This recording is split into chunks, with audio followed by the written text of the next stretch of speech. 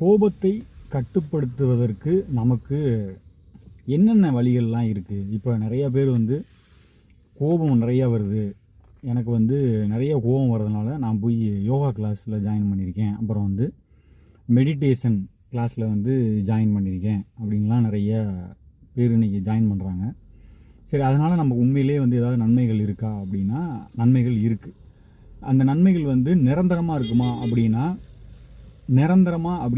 நிரந்தரமாக எப்போவுமே ஒரு ஒரு ஒரு ஏதோ ஒரு விஷயத்தை நம்ம கற்றுக்குறோம் அப்படின்னா அதன் மூலியமாக நமக்கு நிரந்தரமாக வருமா அப்படின்னா அது ஒரு ஸ்டேஜ் வரைக்கும் தான் அது நிரந்தரமாக இருக்குங்க. அதுக்கப்புறம் பார்த்திங்கன்னா நிச்சயமாக அந்த கோபம் திரும்ப அதிகப்படியாக தூண்டுவதற்கு உண்டான வாய்ப்புகள் எப்போவுமே அதிகமாக தான் இருக்குது. சரி, அப்போ கோபத்தை விடுறதுக்கு எனக்கு வழியே இல்லையா அப்படின்னா 2 வழி இருக்குது. கோபத்தை நம்ம எப்போவுமே விடுறதுக்கு நம்ம முழுவதுமாக அந்த சூழ்நிலையை புரிஞ்சுக்கிட்டோம் அப்படின்னா நமக்கு கோபம் வரவே வராது. அப்போ அந்த சூழ்நிலையை புரிஞ்சுக்கிறதுக்கு என்ன மாதிரிலாம் நமக்கு சூழ்நிலை அமையும் அப்படின்னு பார்த்தீங்கன்னா, ஒரு நபர் உங்களுக்கு பிடிக்காத சில செயல்கள் செஞ்சுருக்கலாம், இல்லை உங்களுக்கு தேவையில்லாத சில விஷயங்களை செய்வதனால் நமக்கு கோபம் வரும்.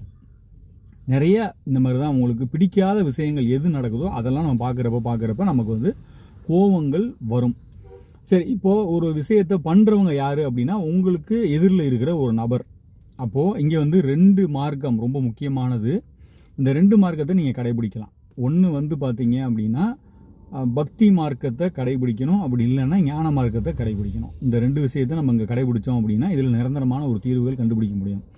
பக்தி மார்க்கத்தை கண்டுபிடிக்கிறப்ப என்ன சொல்லுது அப்படின்னா, நமக்கு ஆப்போசிட்டில் இருக்கிற எல்லாத்தையுமே சாத் அந்த சிவஸ்வரூபமாகவே நம்ம பார்த்துட்டோம். இல்லை அம்பாள் பெண்ணாக இருந்தாங்கன்னா ஒரு அம்பாள் ஸ்வரூபமாகவே நீங்கள் பார்க்குறீங்க அப்படின்னா முதல்ல கொஞ்சம் கஷ்டமாக தான் இருக்கும். அதுக்கப்புறம் நீங்கள் இதை பாவனை பண்ணி பார்க்க ஓகே, நமக்கு ஆப்போசிட்டில் இருக்கிறதும் இறைவனுடைய ஒரு ஸ்வரூபம் தான் அப்படின்னு நம்ம பக்தி மார்க்கத்தில் நம்ம ஈடுபட்டோம் அப்படின்னா இந்த மூலமாக நம்ம பார்க்குறப்ப என்ன ஆகும் அப்படின்னா ஆட்டோமேட்டிக்காக நம்ம சாமி மேலே கோவப்பட மாட்டோம். இப்போ கடவுள் மேலே நம்ம கோவப்படுவோமா அப்படின்னா கிடையாது. ஏன்னா கடவுள் நமக்கு முழுவதுமாக நன்மை பண்ணுறவர் அப்படின்றது நமக்கு நல்லாவே தெரியும், கோவப்பட மாட்டோம். இது ஒரு வழி. நீங்கள் எப்போவுமே அவங்கள சிவஸ்வரூபமாகவும் இல்லை அம்பாலோட ஸ்வரூபமாகவே பார்த்துட்டிங்கன்னா கோவம் வராது.